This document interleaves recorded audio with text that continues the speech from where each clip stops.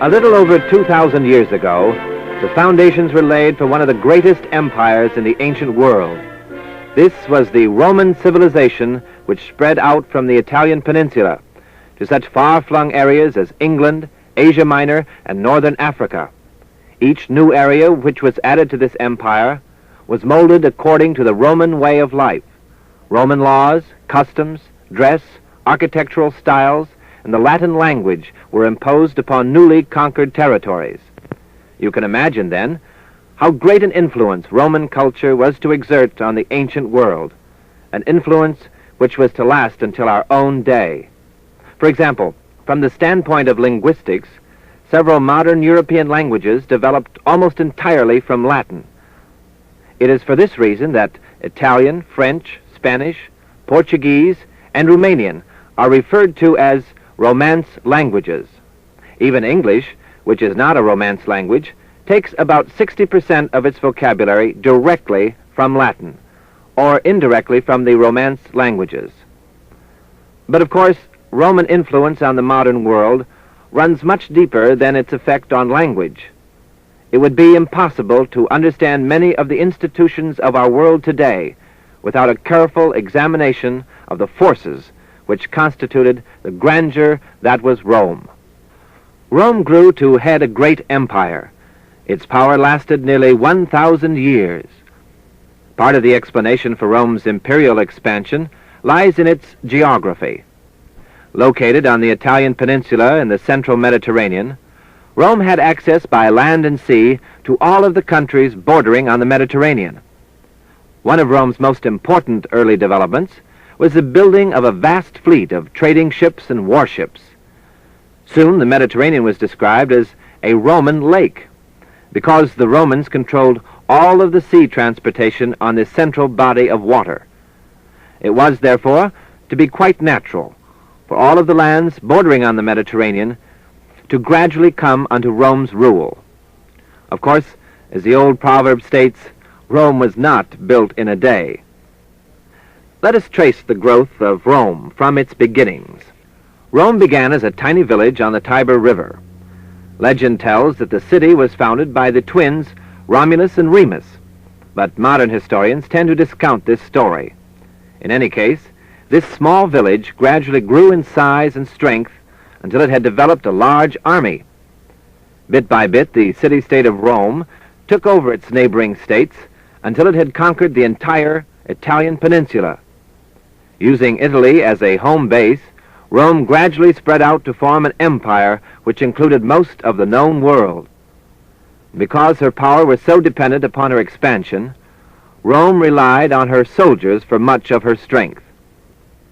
The early Romans were brave soldiers, used to a rough life and hard discipline. Army organization was quite efficient.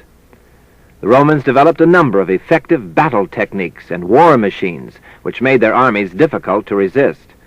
Their armor was light and strong, including a helmet, breastplate, shin guards, and shields. But without good governmental organization, Rome would have been weak, no matter how effective her armies were. And to improve the government, Rome established a republic. About 500 B.C., kings were replaced by two consuls who were elected by the citizens each year. It was the consul's job to govern the growing Roman state or republic. The consul's power was limited by the Roman Senate, which was composed of the leading citizens of Rome.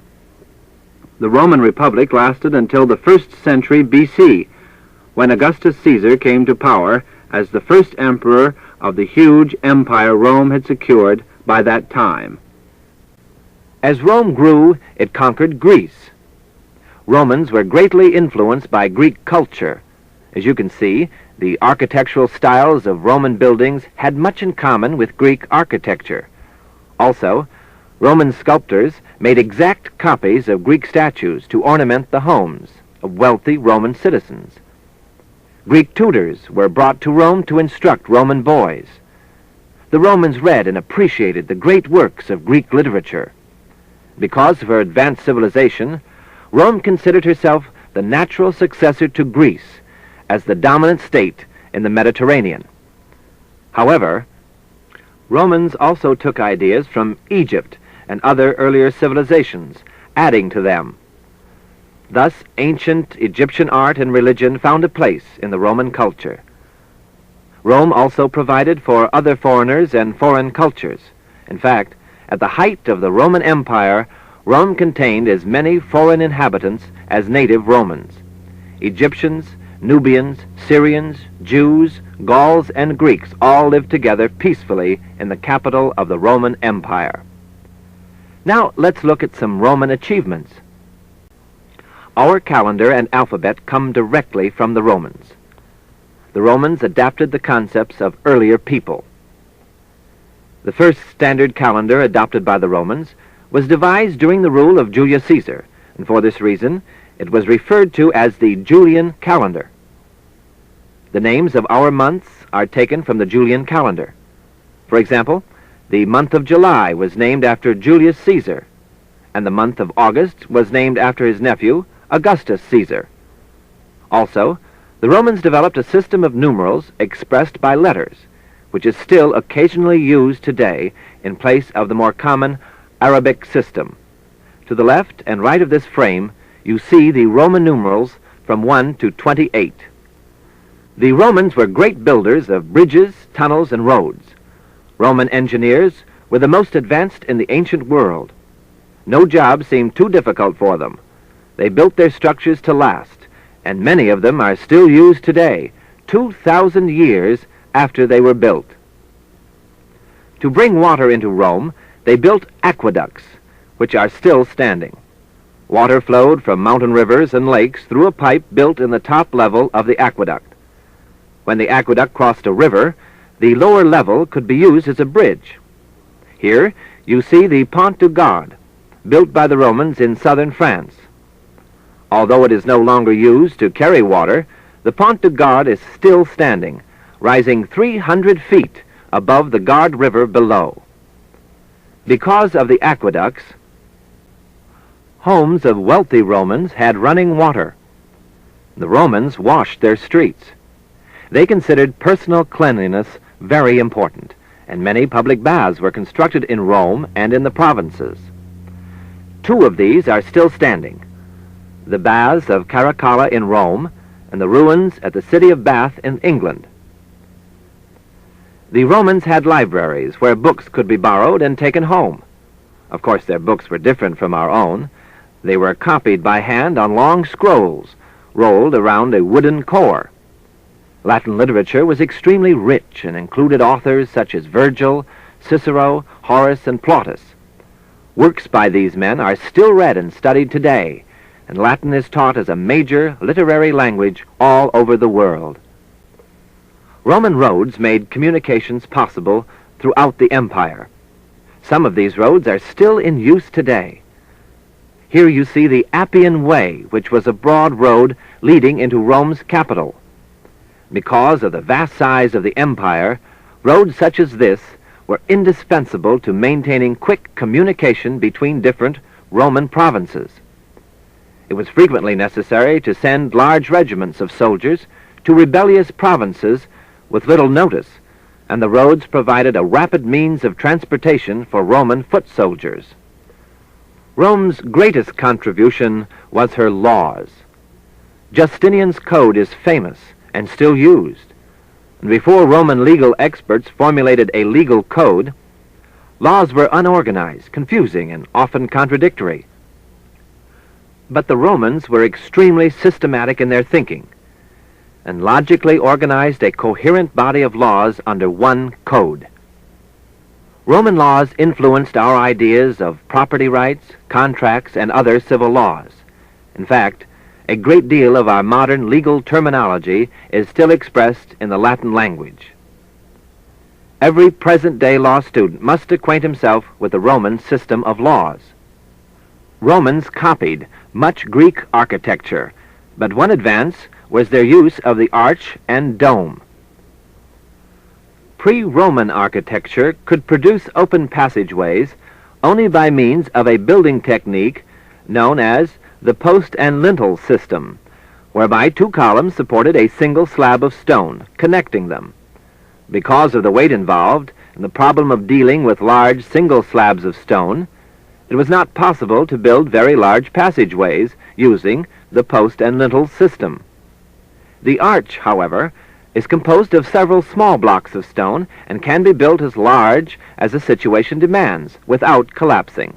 Furthermore, the arch made it possible to have larger open spaces with more light and air. It was used to build all sorts of structures, including homes, temples, aqueducts, and arenas. It was from the basic idea of the arch that Roman architects developed the dome, which is actually a circular arch. The dome was an important addition to Western architecture. It has been included in countless public buildings and churches ever since it was first devised by the Romans.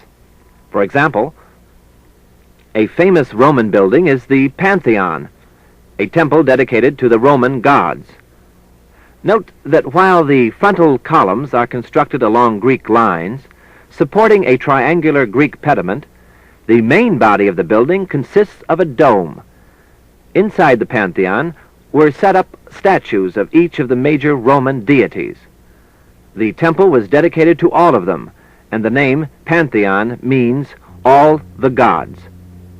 The Pantheon still stands in present-day Rome, but it has been converted into a Christian church. The Colosseum in Rome was a vast stadium where fights and games were held.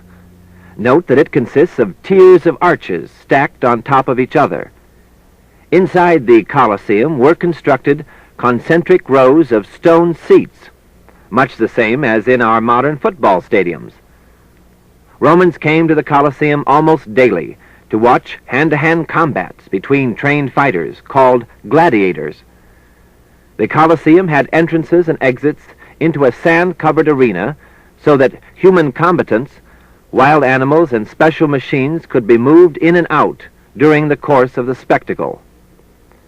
The arena could even be filled with water so that miniature naval battles might be staged within it. The Colosseum is partially in ruins, but it still stands today as one of the Roman Empire's most important architectural attractions. Rome, at its greatest, ruled almost all of the civilized world for several centuries.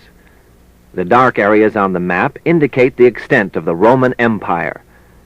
You will notice that Rome had possessions in every continent of the known world. Even England, as far north as Scotland, was ruled by Rome. But the vast size of the Roman Empire also had a number of disadvantages. Since so many races and cultures were included in it, there was almost no feeling of political unity in the empire. Furthermore, it was difficult to maintain an army large enough to keep all of these distant lands under control. Finally, the great wealth of Rome began to corrupt its political leaders, and the later emperors completely lost sight of the political ideals established during the Roman Republic. They were not concerned with ruling well and justly. Rather, they cared for personal pleasure and amusement. Thus, we see that greed, heavy taxes, and growing weakness led to the fall of Rome about 400 A.D. Invading tribes from northern Germany swept down upon Rome and were met with little resistance from the disunited Roman soldiers.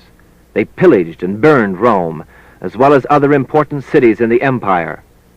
No organized effort was made to fend them off, and the vast Roman Empire crumbled and fell. European civilization was not to reach such a high point again for 1,000 years. Let's pause for a minute to see how much you can remember from what you have just seen and heard. I shall read 5 statements listing the contributions of the Romans. One of them does not belong to the list. See if you can spot it. Here are the choices. The contributions of the Romans included 1. Elections, public assemblies. 2. Methods of government and law. 3. Roads, aqueducts, bridges. 4. The invention of geometry. 5. Modern calendar and alphabet. 6. Construction of fine buildings. Did you notice which one of these was not a Roman contribution? Let's see if you were right. Here are the correct statements. Contributions of the Romans. 1. Elections, public assemblies. 2. Methods of government and law. 3. Roads, aqueducts, bridges. 4. Modern calendar and alphabet. 5. Construction of fine buildings. You now see that number 4, in the list I read to you before, was not a Roman contribution. It was the Greeks, not the Romans, who developed geometry. But the Romans did produce a modern calendar and an alphabet almost identical to those we use today. These are only a few examples of the countless Roman inventions and ideas which have become an essential part of modern life.